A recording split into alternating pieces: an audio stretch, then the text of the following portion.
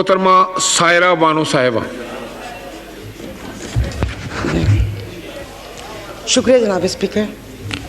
वो आपने कहा ना सलाउद्दीन भाई के शादी ब्याह महंगे हो गए हैं, तो इसका आसान तरीका है कि खामोशी से कर लें, 4 साल बाद मीडिया निकाल लेगा, पता ही ना चले किसी को। स्पीकर साहब, कल तो आए इसाक साहब और एक बम गिराकर चले गए, तो उनको वो रुके भी नहीं, आपने मुझे वक्त भी नहीं दिया।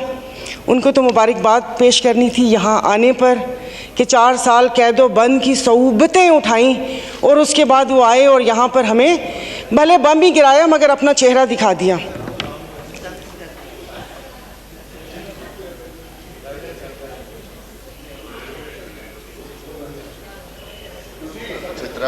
जी मोहतरमा सायरा बानो नहीं, साहिबा। वो मैंने कहा शायद ज़रूरी बात है, मैं भी सुनूं कि कौन सा वो। तो जनाब स्पीकर, इधर जिससे भी पूछा उन्होंने कहा कि भाई ये जो IMF से मुआहदा हुआ है ये मुल्क के लिए बहुत ज़रूरी है और ये है वो है, तो मैंने भी कोई तनकीद नहीं करनी थी। अब ज़ाहिर है पाकिस्तान को डिफ़ॉल्ट होता तो नहीं देख सकते, हालांकि गो कि इसमें मेरा कोई हिस्सा नहीं है, तो लेकिन मैंने सिर्फ वज़ीर ख़जाना साहब को एक रिक्वेस्ट करनी थी कि 15 और 25 वाले को तो छोड़ें, मुझे एक 50,000 वाले का बजट बनाकर दिखा दें। आप मुझे बजट बना कर दिखा दें, मैं आपको इसको भी मैं आपको वोट दूंगी और आइंदा आने वाले आपके फैसलों को भी मैं सेकंड करूंगी। सर, ये कौन सी बात है कि आप आए, आप जिस दुख तकलीफ और कर्ब से गुजरते ही नहीं हैं, उससे गुजरते ही नहीं हैं, और आप यहाँ पर आके भाषण देते हैं कि ये हमें मुश्किल फैसले करने पड़ेंगे। मुश्किल फैसले अपने लिए करें ना, अपने लिए क्यों नहीं करते? अवाम को सादगी का दर्स दिया जा रहा है। इनके एक एक लिबास और इनकी अशिया जो इस्तेमाल करते हैं उनकी कीमतों का आपको अंदाज़ा है? डेली एक फ़ोटो शूट आता था, 15 लाख रुपए का कोट, 10 लाख का जूता, 15 लाख का स्कार्फ। ये एक पाकिस्तान जो डिफ़ॉल्ट हो रहा है, वेंटिलेटर पर है, उसकी आवाम को ये मजाक, एक तस्वीर ट्विटर पर डेली शेयर होती थी। मुझे सिर्फ एक 50,000 वाले के जीने का हक छीन लिए हैं उन लोगों से। आप मुझे बताएं कि ये पेट्रोल के लिए यहीं पर ही थे।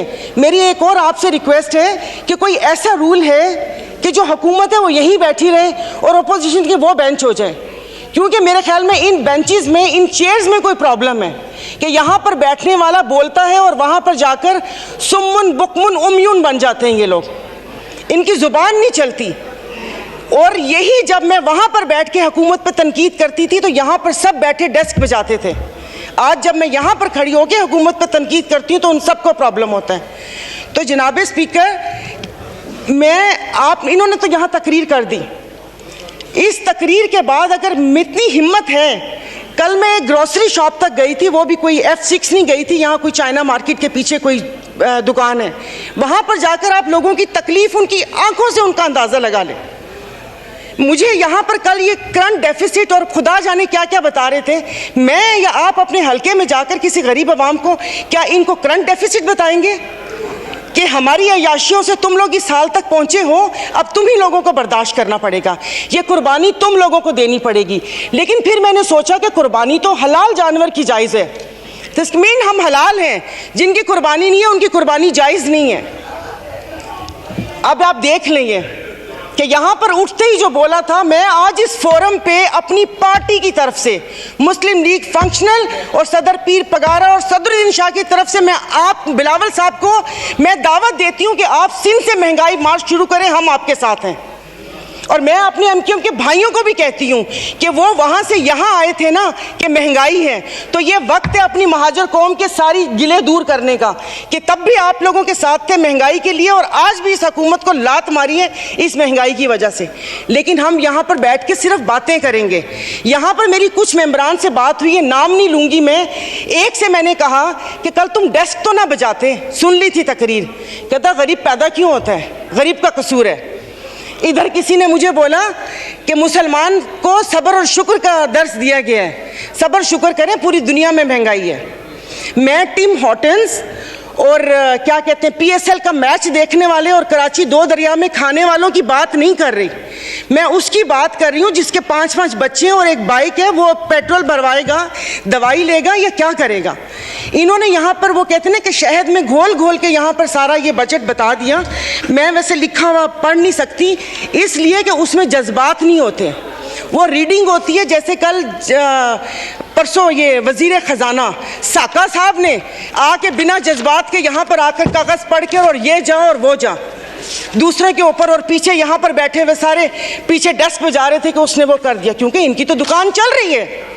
मैं उस दिन नहीं थी, मैं उनको खराजे तहसीन पेश करती हूँ मुफ्ती अब्दुल शकूर को कि जिन्होंने एटलीस्ट इन 2 वजारतों के कपड़े उतार कर हम लोगों को दिखाए।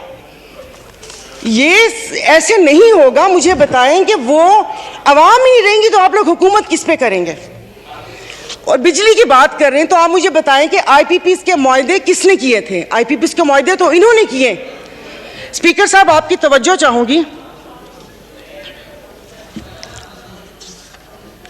और कल उन्होंने कहा कि हुकूमत जैसे ही संभलने वाली थी तो सैलाब आ गया।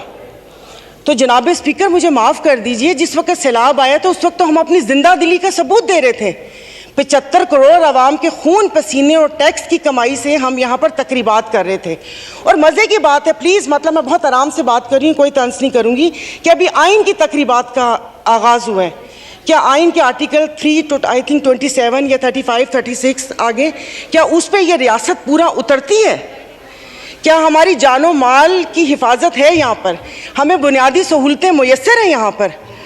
मतलब हम लोग इतने नाक के पक्के हैं कि उस पर वो करके आइन की बात कर रहे हैं। और ये हालात इस नहद तक ना पहुँचाएं कि हम अपनी बड़ों की कुर्बानियों को बेफजूल समझें, क्योंकि गोरे से तो लेके रहेंगे पाकिस्तान, ये नारे लगाकर हमने आज़ादी तो ले ली, अब मैं किससे आज़ादी मांगूं? क्या गोश्त खाने के लिए हमने आज़ादी मांगी थी कि खुला गोश्त यहाँ पर खाने को मिल जाए? उसके अलावा तो कुछ भी नहीं है। और मुझे माफ़ कर दीजिएगा कि उस कश्मीर वाले दिन में यहाँ पर ना वज़ीर आज़म थे, ना वज़ीर ख़ारजा थे, ना दिफा मिनिस्टर थे, और ये यहाँ पर कश्मीर का वो हो रहा था। और जो मोदी की कहानी सुना रहे थे, मुझे तो एक सेकंड के लिए, मैं तो उस वक्त आई थी, मैं समझी कि आप शायद यहाँ के हालात सुना रहे हैं। मुल्क को पता नहीं आप लोगों ने कहाँ से कहाँ पहुँचा दिया।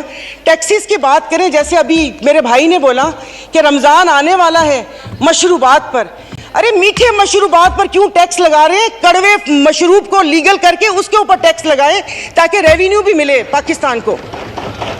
मीठे मशरूबात, एक गरीब रोज़ा रख के एक उसकी ख्वाहिश होती है रूह अफ़ज़ा पीने की या वो करके, और उन्होंने कहा बाकी चीज़ों पे टैक्स नहीं लगा। मुर्गी गोश्त महंगा नहीं हो, वो अल्हम्दुलिल्लाह हमारे पाकिस्तानी खुद ही महंगा कर लेंगे। जनाब स्पीकर, अभी वज़ीर आज़म साहब ने कहा था कि ये जो थर कोल है ये गेम चेंजर होगा, उसके ऊपर तो टैक्स लगा दिया। वो क्या गेम चेंजर होगा? और नहीं, उसको हलाल कर दे, मीठा तो गरीब पीते हैं, आप लोगों को उसको लीगल करके उसके ऊपर टैक्स लगा देना चाहिए। तो जनाब स्पीकर, ये सब बैठ के इसके मसले को, मेरी बात सुनिए मोहतरमा, मैं एक तवज्जो आपकी दिलाना चाहता हूँ कि सेनेट की तरफ से फाइनेंस सप्लीमेंट्री बिल पर सिफारिशात मौसूल हो चुकी हैं, जिनकी कापियाँ आपको मुहैया कर दी गई हैं, लिहाजा आप उन पर भी बहस करना चाहें तो कर सकती हैं। सर, अभी कौन सी कॉपियाँ? और आज हालात तो यहाँ पर है कि आज पावर की मीटिंग है और रात को 90 सफ़ों का एक पम्फलेट आ गया था। मैं 90 सफ़े रात को बैठ के पढ़ती और ये यहाँ पर आके करती। जनाब स्पीकर, ये ऐसी बात करते हैं यहाँ पर। अब मैं, सायरा बानो नाम है, एक्टिंग भी बहुत अच्छी करती हूँ। इन सब की आवाज़ के साथ इनको इनका कोरम याद दिलाऊंगी। जो यहाँ पर 5 दिन लगातार आप करो तो हलाल, यानी कि अपनी तकरीर जारी रखिए।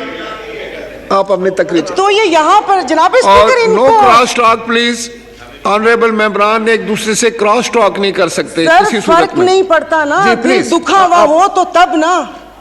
मैं आपको अपना, हमसे शेदादपुर में 2 हफ्ते पहले, 1 हफ्ते में 4 खुदकुशी हुई है। और मैं इस ऐवान के सामने कहती हूँ कि ठीक है, मेरे हस्बैंड वेल ऑफ हैं, बट मैं एक मिडिल क्लास फैमिली से हूँ। मेरे भाई ने परसों मुझे मैसेज किया और उसने बोला कि दुआ करोगे मैं मर जाऊँ। और वो सिर्फ एक मेरा भाई नहीं है, मैं पूरे अपने जो भाई जिनका राब्ता मुझसे नहीं है, मैं उनकी मैं बात कर रही हूँ। जनाब स्पीकर, कल मैं गई थी, वो जिस बंदे ने 4 टमाटर और 4 आलू लेकर 400 उसके पास नहीं थे, उसने पर्स निकाला, मैं शर्म से गड़ के मर गई।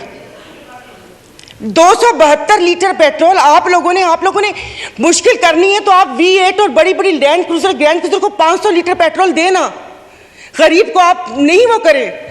दवाइयाँ तो वो दवाई नहीं मिलती, सरकारी अस्पताल का आपने हाल देख लिया। मैं प्लीज आप मार दें, आप प्लीज मार दें। ये मेरी बहन पीछे बैठी हो तो पीछे ही बैठी रहो, अगली दफा की टिकट नहीं मिलेगी अगर ज्यादा चुटचुटी तो। ऑनरेबल स्पीकर, मतलब इनके दिमाग मिली नहीं उन लोगों से, इनके भूसा भरा हुआ दिमाग में। ऑनरेबल मेंबर, आप मुझे एड्रेस करें। और नहीं सर, ये ऐसे बोलती कोई काम है नहीं, पार्टी में कोई पूछता है नहीं, और यहाँ पर आके सिर्फ ये 4 अल्फाज बोल के और उसको वो कोशिश करती है कि हमने भी उंगली कटवा के शहीदों में नाम लिखवाया है। मतलब ये कौन लोग हैं? आप जारी रखें। तो आप मुझे बताइए, अशराफिया तो चली जाएगी यहाँ से, तो हम बदमाशियों को मार देना कि इस मुश्किल हालात में भी जीने की ख्वाहिश रखते हैं, ये बदमाशी नहीं है तो और क्या है? इज्जतें नीलाम हो। अभी तो पहले किसी ने मुझे कहा कि आगे क्या होगा, बच्चे तो बिकते थे, इज्जतें भी नीलाम होती थी। आई एम सॉरी, भले आप एक्सपेंस कर दीजिएगा अल्फाज, पहले ढके छुपे होती थे, अब खुलेआम होंगी। और मैं इज्जत नहीं बोलूँगी, जिस्म फरोशी बोलूँगी, क्योंकि अगर इज्जतें बिक रही होती तो सब खरीद लेते, फिर बिल लाने की ज़रूरत ना पड़ती कि इज्जत दो हमें। सब यहाँ पर बैठे हुए इज्जतें खरीद लेते अगर इज्जत बिक रही होती। तो आप मुझे बताएं कि कोई लाए अमल दे दें कि अगले 5 साल तक ये मुश्किल हालात बर्दाश्त कर लो, या 10 साल तक बर्दाश्त कर लो, तो फिर भी तसल्ली हो कि ठीक है मैं नहीं रही तो ठीक है, मेरे बच्चे उसमें रहेंगे। सर, आपने तो बच्चों से जीने का हक छीन लिया इन लोगों ने। 20,000 वाला क्या करेगा? और इंसाफ की आप बात करते हैं, मैं तो अदालतों वाली इंसाफ या उस चीज़ की अभी वहाँ तक तो मैं गई नहीं। आप ये चीज़ों को देख लें, यानी कि मेरी अगर आमदन 10 लाख रुपए महीना आता है, मैं भी वही मुर्गी खरीद रही हूँ 800 रुपये किलो, और मेरा ड्राइवर बच्चल जिसकी 30,000 रुपये तनख्वाह है वो भी 800 खरीद रहे हैं। वो दूध 200 रुपये किलो मैं भी ले रही हूँ, 200 किलो वो भी ले रहे हैं। मैं घर में अब ग्रॉसरी नहीं लाती, इसलिए कि मुझे शर्म आती है कि वो ड्राइवर बावर्ची उठाएगा तो उसके दिल में क्या होगा कि ये थैले भरे आ रहे हैं और उसके घर में खाने को है या नहीं है। 2-2 किलो की चीज़ मंगवा लेती हूँ कि जाओ बेटा सामने से लेकर आ जाओ। तो आप मुझे बताएं, मतलब थोड़ा सा जीने का हक दे दे, खुदा पाक को जाके जवाब देना। यहाँ पर आप आयतें पढ़ाते हैं, आयतें पर्दा कर चुकी हैं, आयतें पर्दा कर चुकी हैं। अभी ये कहते हैं वो तकरीना, ये इनको शर्म नहीं आती, रात के अंधेरे में पेट्रोल का पंप गिराते हैं, तो वो भी जरूर रात के अंधेरे में पेट्रोल का पंप गिराते हैं। मुझे तो समझ नहीं आ रही थी, चश्मा नहीं था, मैंने कहा ये क्या हो गया, शायद मैं रात को रोई हूँ, अल्लाह पाक ने मेरी दुआ सुन ली। पता चला वो पिछले थे मैसेजेस ना, जब वो यहाँ पर बैठा करते थे। अब सब कुछ जायज़ है, सब कुछ हलाल है।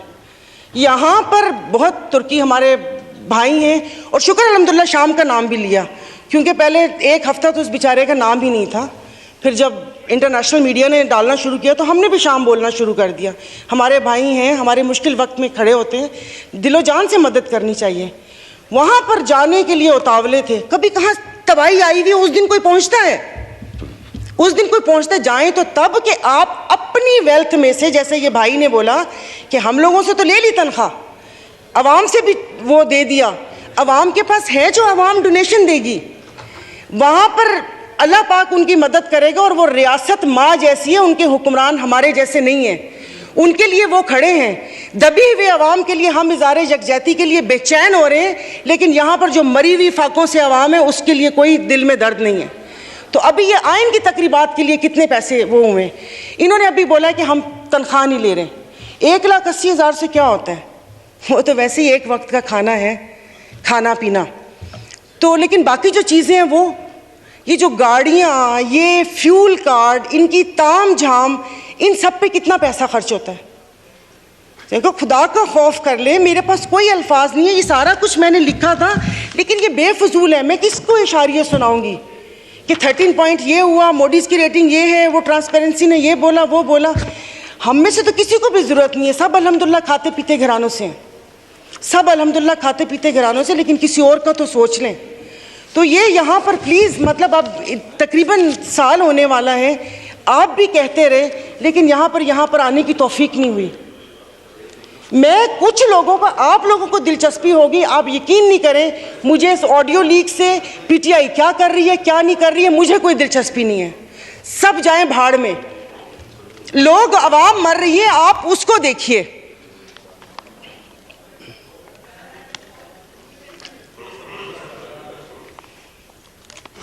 तो खुद ही कह लेते इनसे सिफारिश क्यों करवाई। मोहतरमा कंक्लूड कीजिए, वाइंड अप कर ले।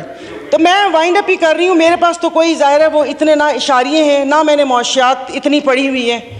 कॉलेज नहीं था वो, ऐसे ही वो कॉलेज था, साइंस कॉलेज नहीं था, आर्ट्स कॉलेज था, समझ भी नहीं आती थी। मुआशियात एग्ज़ाम था, 30 नंबर थे, 3 ग्रेस मार्क मिले थे, 33 नंबर हैं मुआशियात के। और एक ही याद है कि इंसान मौशी जानवर है, लेकिन घर का किचन चलाती हूँ, घरेलू औरत हूँ, तो मुझे पता है कि ये सब, आई एम सॉरी, ये सब बकवास है ये जो बता रहे हैं। इससे ये होगा, इससे वो होगा, इससे ये होगा, इससे वो होगा। जिस वक्त खाना बनाने या किचन में खड़े ना, उस वक्त आटे दाल का भाव पता चलता है। शुक्रिया, बहुत मेहरबानी।